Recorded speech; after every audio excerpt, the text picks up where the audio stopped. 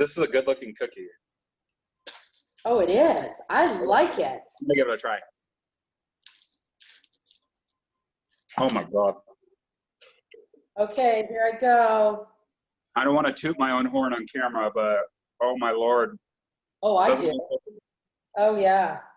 Well, I can't wait for other people to try it. Oh, Amy, those look good. Oh, yeah. See, I think this will be good. Oh, yeah. Can people see Nice that? and doughy. Perfect. Yeah. Oh my God, you killed it. Nobody needs to know that wasn't on purpose.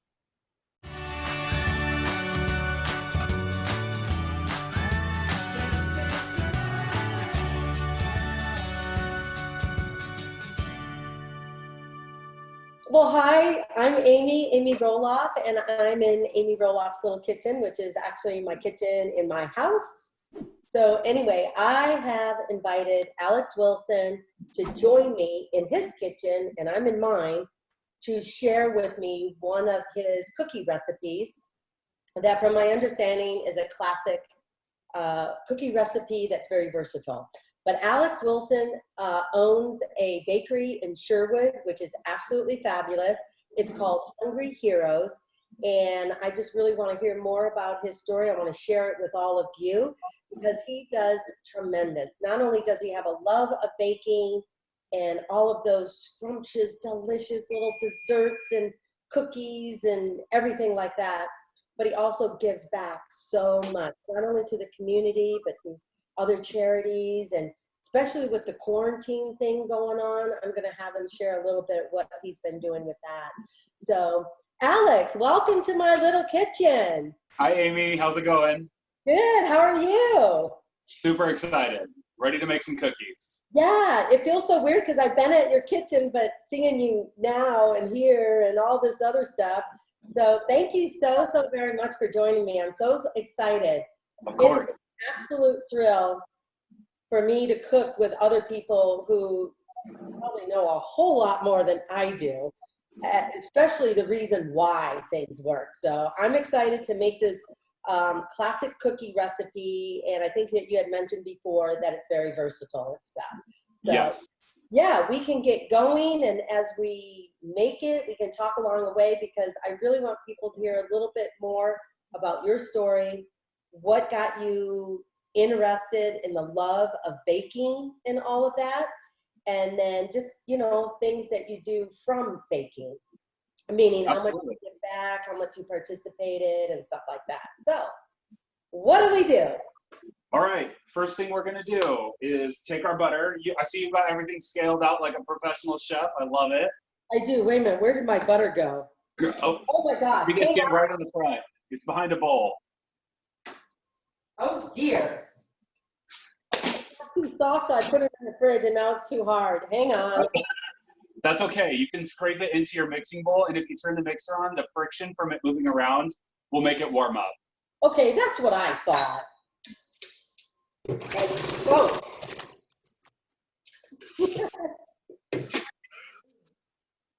Okay, you would You're think at home. It doesn't need to be perfect. It's okay. You would think I never did this before. You know what? I'm going to get the butter in my other butter dish. I like it better. Honestly, too, I mean, you can microwave it for a couple seconds. That one's fine, too. Well, that's what I do, too. That's why I stuck it in the fridge, because it got a little soft.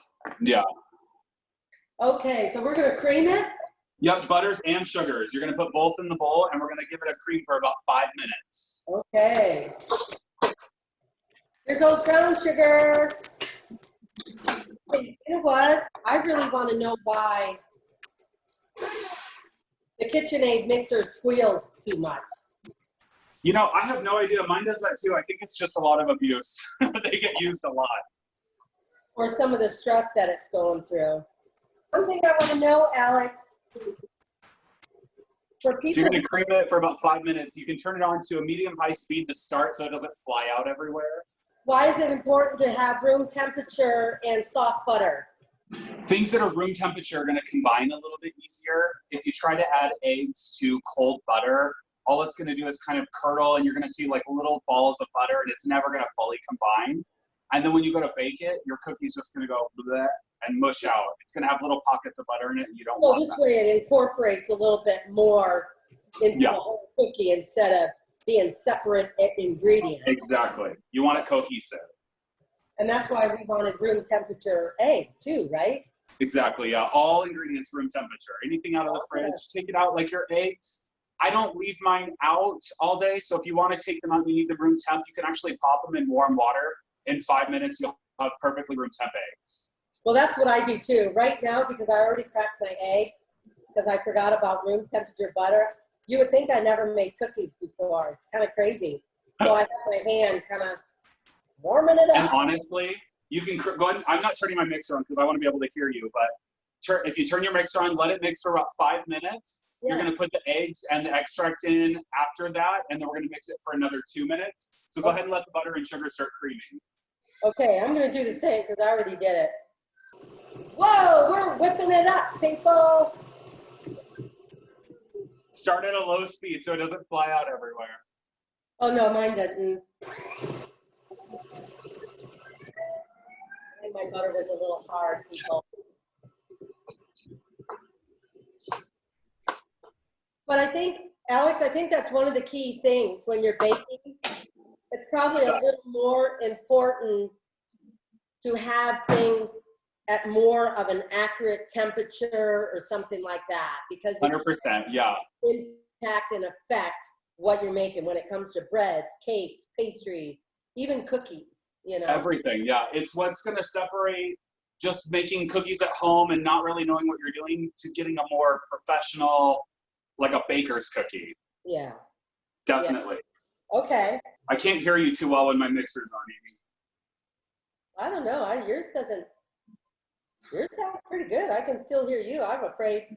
You know what I think it is when we're next to our mixer, it's loud to us. Yeah. So, go for it. You got yours going? No. Your mixer? Go ahead. Get your mixer going. Well, you said 5 minutes. I was holding off on mine because I can't really hear. I think I need to fix my thing. I think you're supposed to add your eggs in. What was that? No, we do the sugar and the butter for 5 minutes, and then we add the eggs and the vanilla, Lisa. Oh, by the way, Lisa's here filming. Hi, Lisa. Did we add the eggs and the vanilla already? I haven't done anything yet because I can't hear you if I turn my mixer on. And you can crank it up to a high speed on this now, Amy. Once it gets going and there's nothing that's going to fly out, you can kick it up to a high speed. Okay. We're living and learning when we're recording. You've got the perfect spatula too, Amy, because with KitchenAid mixers, sometimes that little nub around the bottom, you're going to get some butter and sugar stuck. So I usually like 2 or 3 times in between the 5 minutes, I just give the bowl a good scrape. That way no butter gets stuck in the bottom. That's what I have found as well, Alex, especially anything that I'm baking, because I'm sure the beater can't touch it so much because it wouldn't mix it up very well. But yeah, you have to the beater. So the goal is to get it light and fluffy. It's going to change colors and it's going to go a couple shades lighter. That's exactly what you want.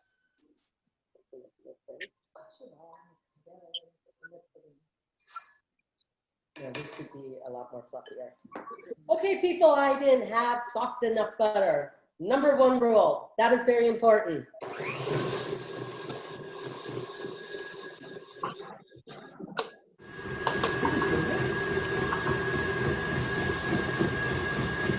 Oh, this could be my exercise.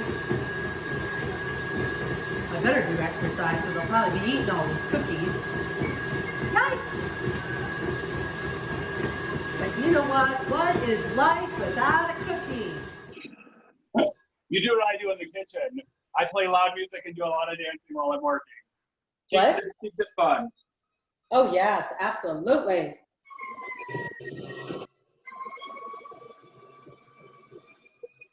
Yeah, coffee. Woo-hoo.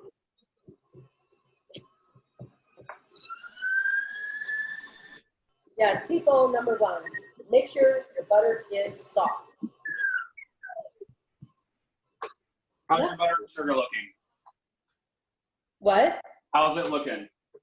Oh, I don't think my butter was soft enough, so it's okay. Oh, the butter's not soft enough? No, but it's all right. You know what you can do though? Just turn your mixer on and let it beat up. The friction from the sugar, the heat from mixing it up, things in motion are gonna get a little bit warmer, so it will soften. Was it completely cold out of the fridge? No, you know, that's the thing. It's sitting out on the table, Yeah, but it's still, you know, a little hard. yeah. I mean, Just turn the mixer on and let the mixer do all the work. well, I don't have my house set at 75 degrees, so we'll just pretend that it's soft. Okay. I can't put a metal thing in the microwave. The thing that I have found is that when your butter is too soft, you may be able to mix all the dough and everything else, but the cookies turn out more cake-like instead of, you know, soft and chewy and just kind of. See, in this recipe, that will happen. It will vary depending on how you're mixing it, the type of flour that you use, the brand of flour that you use. There's so many different variables, and I think that people get hung up on it having to look a certain way or look exactly like a picture out of a recipe book. But the thing is that it's still going to taste delicious, even if it bakes a little bit differently. Yeah, see, that's what I think too, because, you know, in different regions or, you know, whatever people are able to get, you're right, flours are different brands. Yeah. And they're all good flours, but that slight variation may be enough to change the impact or the outcome of what you're doing. Absolutely. So. And the way too, another thing you can do if you want to make sure that your cookies stay the same every single time is to actually weigh your ingredients out. A lot of people do like 1 cup. Well, it's a different weight every single time. If you're scooping it and leveling off the top, you're going to get a different weight every single time. So you know, that is one thing I have never, I don't know, psychologically, I probably will have to do that, but it's like, oh my gosh, I have to scale, I have to weigh everything. Man, it's not as complicated as it sounds. If you go to any store, any, you know, Target or something, you can get a little kitchen scale that will weigh up to like 11 pounds. And honestly, it'll change your world. You have no idea how much something weighs. Really? You can look at something and be like, that's the right one. And then you weigh it and find out you're several ounces over or a whole cup over. Because the So thing that definitely is yes. like, oh my gosh, it's one extra thing I gotta have and do, but I know. okay, I may give it a try on your recommendation, Alex. You know what? With baking, it makes a difference. With cooking, yeah, you can throw things in and try it. With baking, you'll see. It'll make a difference in your life. It'll change your life. You know what? I'm going to prove to myself. Do it. I have to get a scale then. Just like you said, they have the little ones. And just a little tiny kitchen scale. Yeah, you don't need to get what I have. Yeah. Yeah. I've got this beast. This holds like 40 pounds. You don't need one of these. Well, you're the professional. I'm a home baker. I'm a home cook. I'm a home chef. So are we done mixing this? So what was that? Or can we add the eggs and the vanilla? Yeah, that's what I'm gonna do next. So I've got my butter and sugar cream together. They're nice and fluffy. I've got my eggs, my 2 eggs, or I'm sorry, egg and egg yolk. And then I've got vanilla, and I'm gonna go ahead and turn the mixer on medium speed. Let me ask you a question though, because like, you know, okay, some of your chocolate chip cookie packages, you know, they'll say 2 eggs and blah, blah, blah. And I know we're using less flour and stuff like that a little bit. So why only 1 egg, but only a yolk instead of not 2 eggs? Like why just the yolk?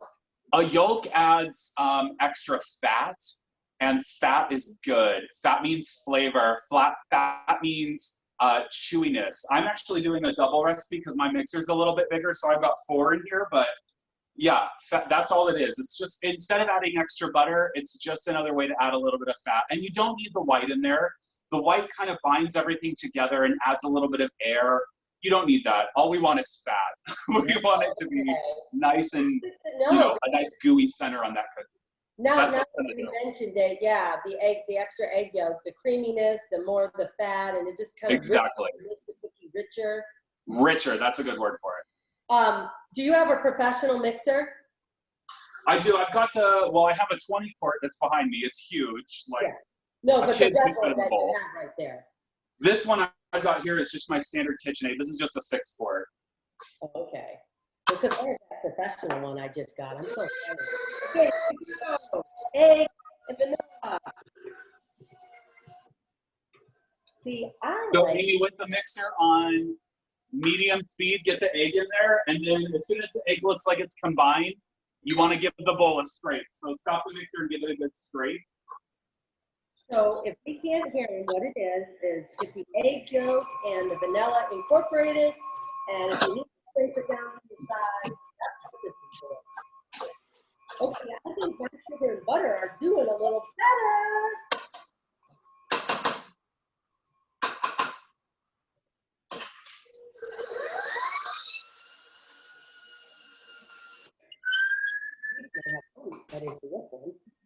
I'm going to show you what this looks like in a second, Amy. I'll take it off the mixer.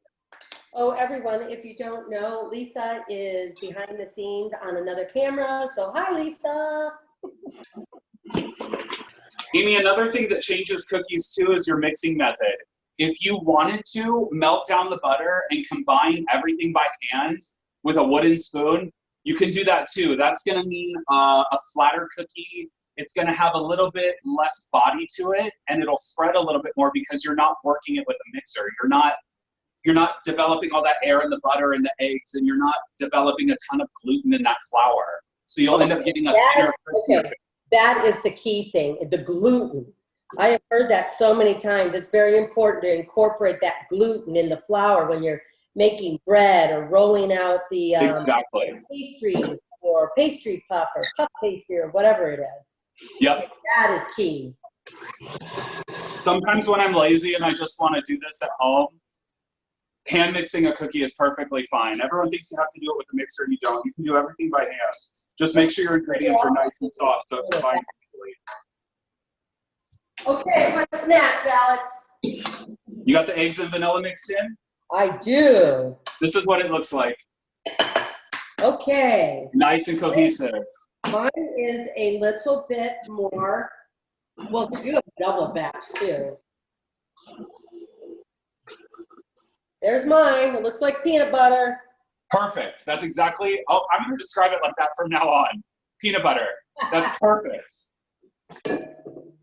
Or I like colored peanut butter. So, Amy, we're going to do dry ingredients. I've sifted my flour, my baking soda, my baking powder, and my salt together. Okay, now why do you sift it? Is it because you have more of an exact amount of flour where if you scoop it, you might have added more flour? Or why is sifting good? I think sifting is just my, I guess, habit as a pastry chef with cookies.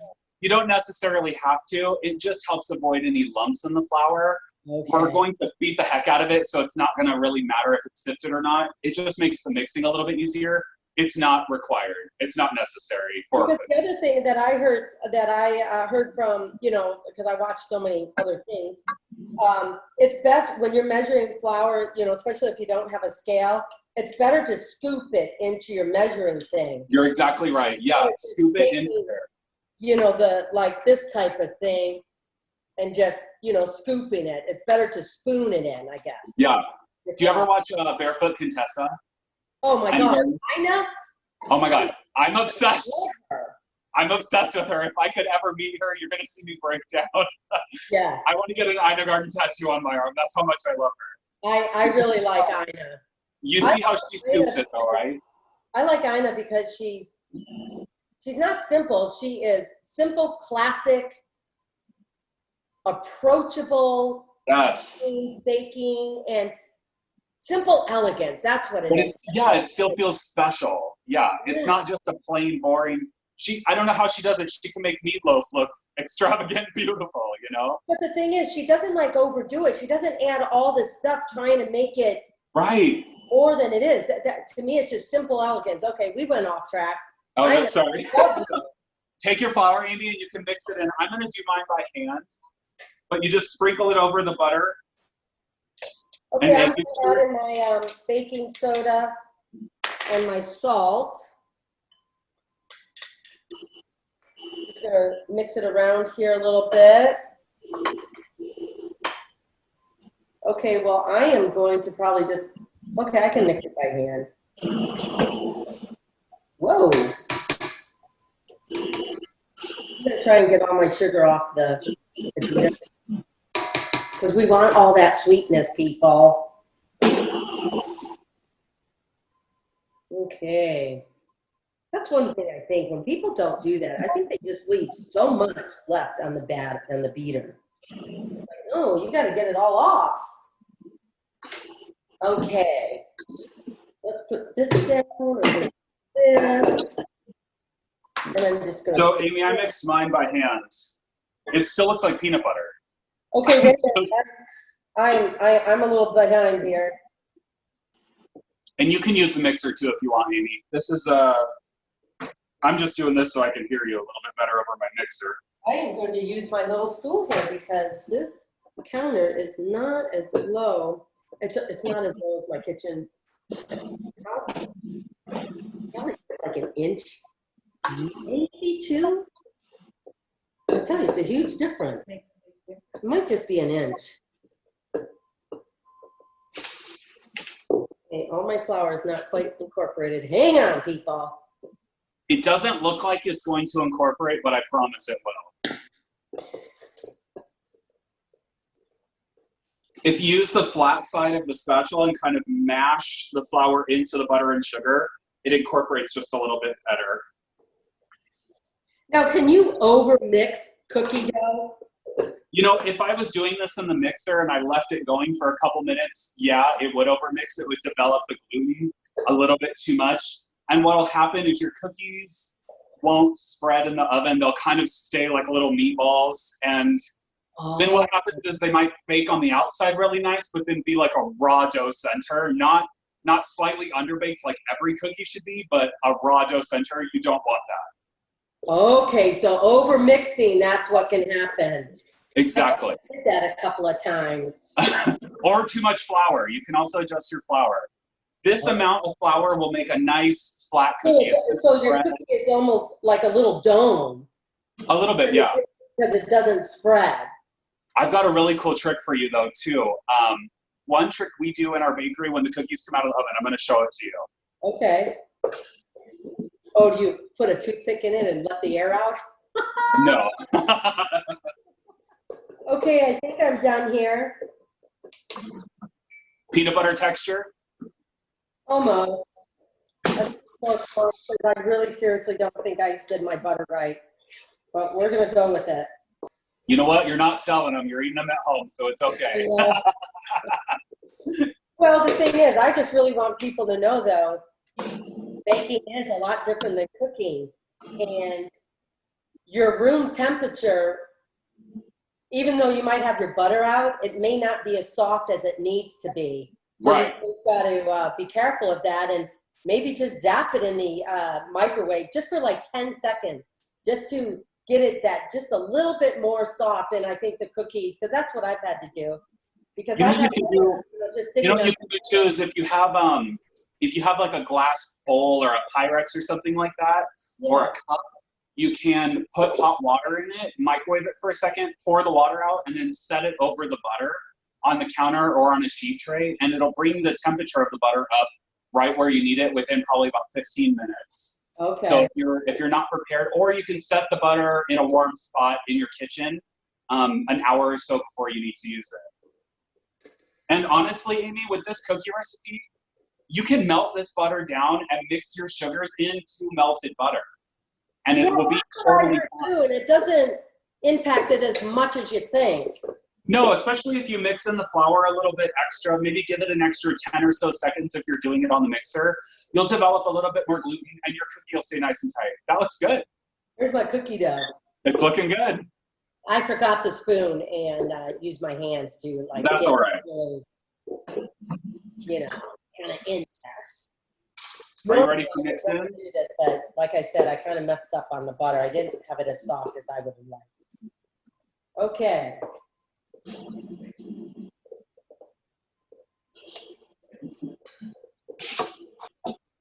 So, Amy, I was explaining one thing I love about this recipe is that the ratios, I've got 1 cup of chocolate chips and a half a cup of salty roasted pecans. You can do anything you want with those ratios. So if you want to do butterscotch chips instead of chocolate chips, do a cup of those. you want to switch to a little bit of oatmeal, do a half a cup of oatmeal instead of pecans. You want to add crushed You pretzel. only have a half a cup of pecans? That's what I have, is half a cup. Okay. I think Yeah. that's what I have. Extra is okay. It's okay. Where's my Just measuring? remember, the more you put in the cookie, the less the cookie will spread. Oh, wait a minute. The more you put in? Yeah, if you do more than half of the more, we call it internal garnish in the bakery. Yeah. When I'm at home, it's just junk I put in a cookie. So if you do a little bit more than half a cup, it's okay. Your cookie might not spread as much, but that's all right. Okay. You got a half a cup? Okay, this is what I'm doing though. Instead of 1 cup of chocolate chips, I have a half a cup, Okay. like variety. And then I have a 1/4 cup of, you know, those heat bits, those heat Oh, yeah. bits. And then Oh, yeah. I have a 1/4 cup because I love pretzels. I love it. You've already made it your own. That's exactly what you should do. Well, I'm going to put flake salt on mine when it comes out of the oven. So I'm doing chocolate chips and chopped pecans and pouring them in. Go ahead and mix them in by hand. I think I don't need to do that because of the salt on the pretzels. You'd be surprised how much salt a chocolate chip cookie can take I and know. what that extra salt will do. Plus, there's different types of salt too. We put kosher salt. Yeah. What's that? Oh, sorry. This is my heat. Perfect. My chocolate chip, my pretzels, and my pecans. Boom. So what I was saying, Amy, is there's different types of salt. We put kosher salt in here to flavor our dough, and what it's going to actually do is it'll make it so the cookie's not super sweet. It'll be nice and balanced when you eat it. But also, if we finish it with just a little bit of sea salt on the outside of the cookie, it's a different type of salt. It's not going to be jarring. It's just going to be a little bit of a savoriness to kind of cut through that chocolate. I promise you it's delicious. Now, why, what's the difference between like just regular table salt and kosher? Well, I don't use table salt, the ionized stuff. It just doesn't, I don't know. I find that I need to use more of it in a recipe, and I feel like it doesn't season my desserts as well as I would like. Kosher salt is flaky and briny and just has a nice, not as acidic flavor, if that makes sense. It's just meant for baking. Yeah. Now, what about sea salt? What was that? Sea salt. Sea salt I love because it's good for finishing. I wouldn't necessarily put it, it's kind of a waste to just put it inside of a cookie that you're going to bake, like put it in the dough. It's really? something that you want to use as a finisher because it's going to add a little bit of salty savoriness that's going to make the cookie really pop. As adults, I don't want something that's clawingly sweet if I'm eating a dessert. I want something that's going to be a nice balance, and that's all that does. And it literally comes from the seed. Okay, I really like, I'm going to repeat this again, people. It is important. I'm going to get you hooked on salts. I'm going to get you hooked on sea salts because you know what? There is a No, whole I use sea salt. That's what I'm saying. I use sea salt, but I think, you know, I'm going to get kosher salt and incorporate more of that in the baking, and sea salt maybe just on top because you can get flake sea salt or yeah. whatever. Well, and not just that, there's local companies in Oregon especially. We are so lucky. We have amazing companies like Jacobson's. Oh, They I have, love them. like, yeah, they're amazing. They have like, I use a coffee sea salt at home for like steak. There's one that they do that's like Merlot sea salt. Yep. Lemon zest and the black garlic. Oh yeah. Oh, that's good. Black truffle is really good too. Yes. Okay, I'm just going to put a disclaimer on this because my room temperature butter was not as soft as I would have liked. Do you want to know a trick for that? So Amy, if your room temperature butter, if your cookie dough is not combining as well as you would like, you can take like a 9x13. Let me grab a pan, I'll show you. You can take a pan like this, Amy. Yeah. And double that recipe that I gave you.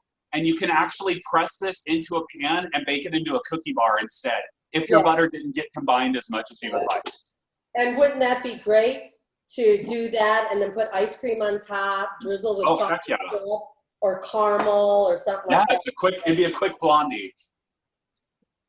This is probably more of what this is going to turn into a bar cookie. Should I do that? Yeah, he can make his and you can make yours. Okay. You know what? Maybe you'll make the cookie and maybe I'll make a bar. Go for it, yeah. Do you have like a little 8-inch pan? Yes. Or do you have a 9x13? No, I have a smaller one. Use the smaller one then and spray it with some canola oil or cooking spray. What do you think try about that. parchment paper or that other rubber thing? If you have Silpat that'll fit in it, you can use a Silpat. I would maybe just do canola spray and then parchment. Okay. That would be really good. Or do you have foil? Yes. I'm going to show you a trick with foil. It's going to change your life. Hold on. Okay, people, I'm going to go back and get a baking pan because, like I said, I did not have soft enough butter. So I'm going to get a baking dish and either foil, parchment paper, or my silicone thing. Okay. So Amy, use the warmth of your hands real quick, Amy, and mash that dough around. Work up try to get as much of the butter incorporated as you can if you have butter chunks. If you don't, you're fine. No, I think I did try. I think I do have that incorporated, but it's like, my cookies are going to become cake. Anyway, here I go.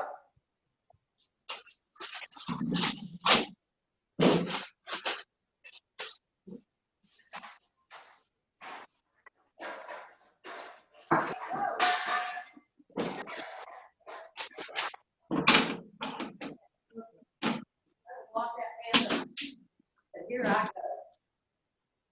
Now what I'm going to do, because I think he said grease it or spray it, but I don't have any spray. Here, Amy, hold on one second. Watch this. I have a this is going to change your life. I promise you. 9x13 pan, or what you have, an 8-inch pan. Like this, guys. Like Lay it upside down. Take a piece of foil. Lay it on top like this. You can actually fold the edges like it's a present, like you're wrapping a present.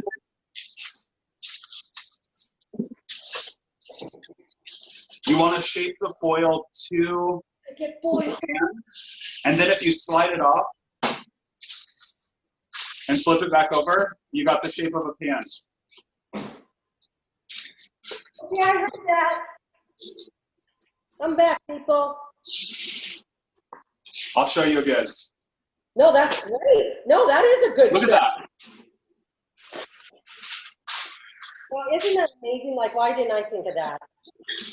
This is awesome because if you're going to want to spray this with canola oil too, but when they're done, you'll be able to pull the whole thing out, lay the foil on this, like pull the sides of the foil down and let it cool. Now, what happens if I don't have spray stuff? So there you go. Get the edges and now do it like a birthday present. You know how you do like the edges of a birthday present? Just rub it with butter. Alex? What was that? What happens if I don't have any spray stuff? Can I just rub it with butter? Oh, heck yeah. Butter always works. Or maybe if you have a little bit of vegetable oil or canola in like a jug, you can put a little bit on a paper towel and rub it on the inside of there.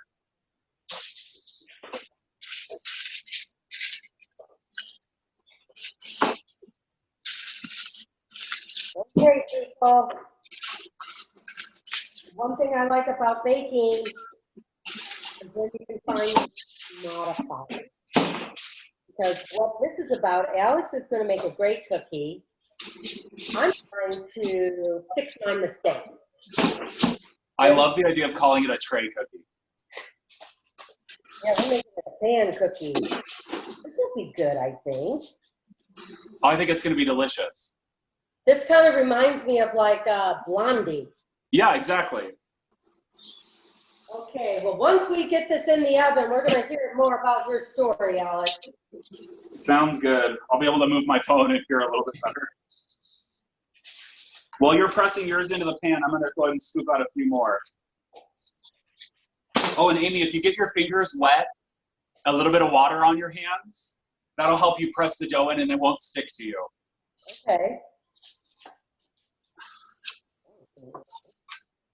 I always keep like a little bowl of water or something next to me to dip my fingers in. Okay. Here we go, cookie dough. This is what happens when your butter is not soft. Your egg won't get to temperature. So, it's like Play-Doh.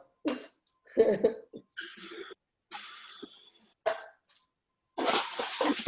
okay, because you know what? Instead of just eating the dough, which I probably would have done, we're going to kind of make a little cookie candy. You know what? If you have pasteurized eggs, you can eat the dough just plain. Make sure you have flour that's not been, or that's been heat treated, and eggs that are pasteurized, that you can eat that dough. Oh, really? We don't want anyone getting sick. No. That's miserable. Okay, I'm not quite done yet. Hang on. How's it working out? Oh, no, this is good. This, you know what? I love it when Plan B is different, but can be just as good as Plan A. Exactly. Especially when it comes to something like this. Now, I know there's not always an alternative to everything when it comes to baking, but for this cookie, I am so glad. Okay, I am done. Oh, do you put sea salt on it like now before you bake it? So since you're going to do a bar, you can do that. You could do the sprinkling of the sea salt on it now and then pop it in the oven. Okay. And then when it comes out, you don't need to do anything else. It'd be perfect. If you were going to do cookies, I'm going to show you a trick after they come out of the oven, and then I would add the sea salt. But you can do it now if you want, for sure. Yeah, I'm just going to add just a hint of the Flake sea salt.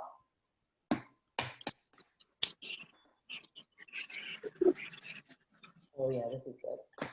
So the trick is to sprinkle from up high. Take it really high. There you go. Then it evenly distributes, and you're not going to have a little concentrated area of saltiness.